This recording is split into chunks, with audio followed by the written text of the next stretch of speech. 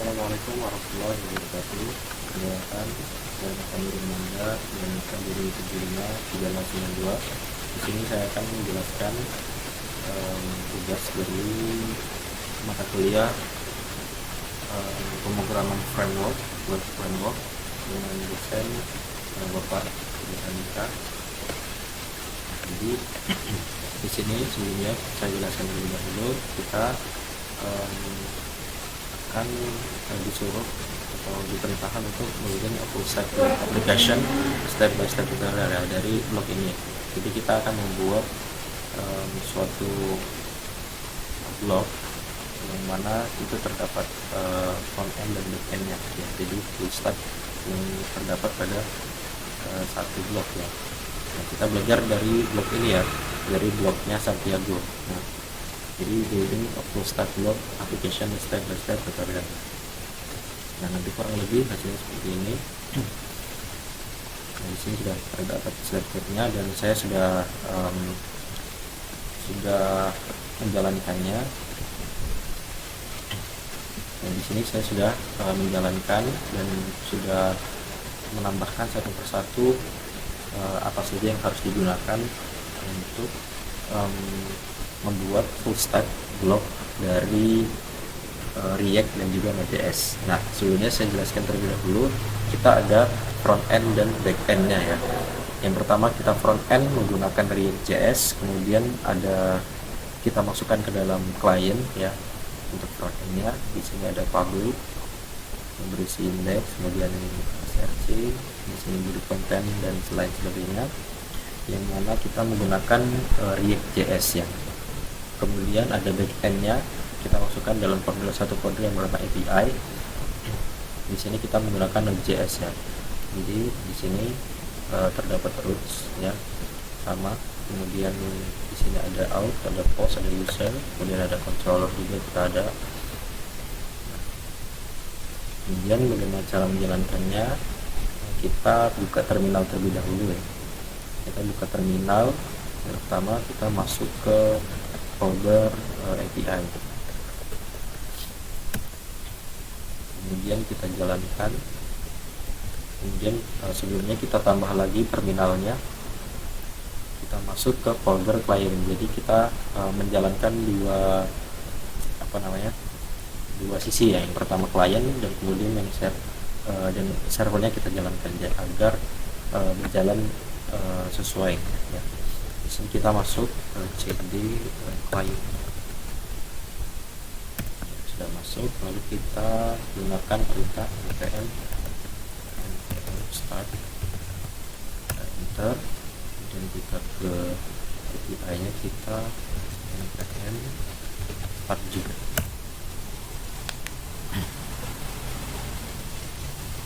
Kemudian akan secara otomatis kita akan berpindah atau membuka langsung ke browsernya ya, yang mana kita masukkan portnya yaitu 3000. Nah, di sini kita bisa lihat tampilan awal front end kita ya. Dari UI-nya di sini saya memasukkan logo D3MI, kemudian ada template ya, kita menggunakan Lorem, kemudian ada gambar juga. Ya, di sini kita bisa lihat tampilan awalnya. Di sini hello world dan di sini ada footernya ya. Nah, sebelumnya saya jelaskan terlebih dahulu, di sini terdapat berbagai macam tab ya. Di sini ada tab art ya, kita bisa lihat ada fotonya, ini foto art. Kita bisa read more ya. Read more ini untuk kita misalnya memiliki sebuah aplikasi ya, atau memiliki sebuah website. Nah, kita bisa hide, jadi kita bisa read more ya. Maaf, ada error sebentar. Kemudian ada science. Nah, di sini karena kita belum post, jadi kita masih kosong ya. Kemudian ada teknologi, ini juga kosong. Kemudian ada cinema, ada desain, dan ada food ya. Jadi kurang lebih seperti itu. Kemudian ada tampilan menu login ya. Sebenarnya saya jelaskan dulu. Jadi login ini berfungsi untuk kita kalau misalnya masuk sebagai user ya. Ya, sebenarnya kita klik login dan di sini akan ada menu login ya. Jika kita belum mempunyai akun, sebaiknya kita tekan register ya. Ada pertanyaan ini, do you have an account? Jadi kalau kita nggak punya, kita klik register, kemudian kita masukkan email kita.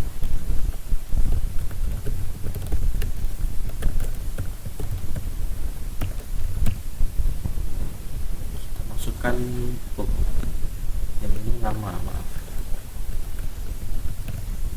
Kita masukkan nama, kemudian email.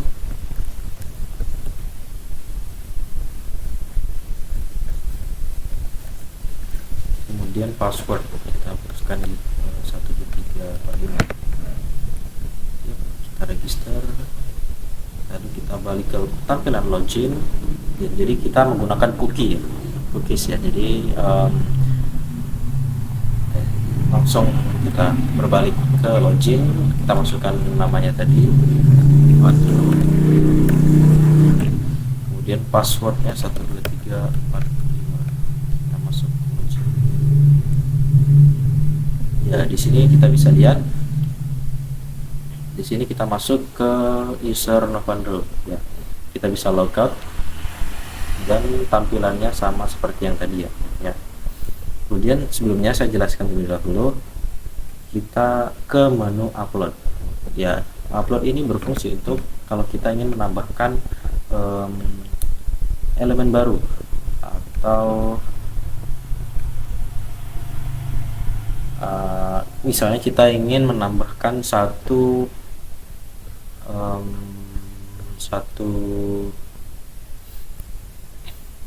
misalnya kita ingin menambahkan satu foto dan berserta deskripsi dan juga judulnya. Jadi kurang lebih nanti tampilannya seperti ini. Ada ada judul, ada paragraf, kemudian ada foto ya. Coba kita upload ya. Di sini saya coba masukkan judul dengan nama saya, misalnya Romanda. Di sini saya masukkan deskripsi misalnya, halo, nama saya Pandu Romanda. Nama tadi ya, misalnya saya berkuliah di manajemen informatika di Politeknik dari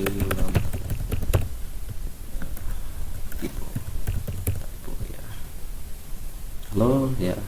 Ini saya sudah melakukan judul, kemudian ada deskripsi ya. Nah, di sini kita bisa melihat ada tampilan publish, statusnya draft, kemudian visibility-nya public. Nah, kemudian kita juga bisa upload image ya. Coba kita upload image. Misalnya kita pilih foto saya. Nah,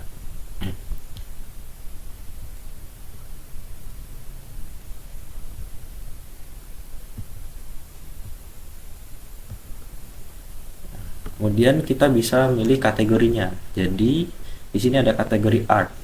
Nanti kalau misalnya kita klik art, nanti akan masuk ke dalam tab art. Kemudian kalau kita misalnya pilih science, kita akan masuk ke science, teknologi, sinema, dan seterusnya seperti itu ya. Jadi kurang lebih seperti itu. Kita kemudian kita bisa save as a draft ya. Kita bisa menyimpannya sebagai draft, dan juga kita bisa publish. Di sini saya coba publish. Mungkin kalau misalnya sedikit error saya ya. Jadi saya sudah publish ke art ya tadi. Coba kita lihat ke art. Nah, di sini sudah ada ya deskripsinya. Kemudian halo, nama saya Novandro Romanda, saya berkuliah di manajemen informatika. Nah, kemudian di sini harusnya ada foto. Namun mungkin karena formatnya tadi tidak mendukung ya. Mungkin harusnya JPG, jadi tadi mungkin berbeda format jadi kurang bisa. Jadi harusnya nanti seperti ini bentuknya. Nah, ini ada judul, ada deskripsi, ada read more, dan kemudian ada foto. Jadi kurang lebih seperti itu. Kemudian kita katakan logout, kita akan kembali ke tampilan login. Namun kalau kita ingin mengedit, di sini ada, kita bisa kembali ke codingan ya. Di sini bisa menambahkan foto, mengubah foto misalnya. Kemudian ada kita bisa mengubah komponen, ada yang ada di footer, kemudian ada menu, ada juga yang di navbar. Kita bisa ubah sesuai hati kita. Jadi kurang lebih seperti itu membangun sebuah aplikasi atau website atau blog full stack yang mana terdapat front end dan juga back end-nya menggunakan React, JS dan Node.js ya. Mungkin cukup sekian penjelasan dari saya. Apabila ada salahnya saya mohon maaf. Saya akhiri. Wassalamualaikum warahmatullahi wabarakatuh.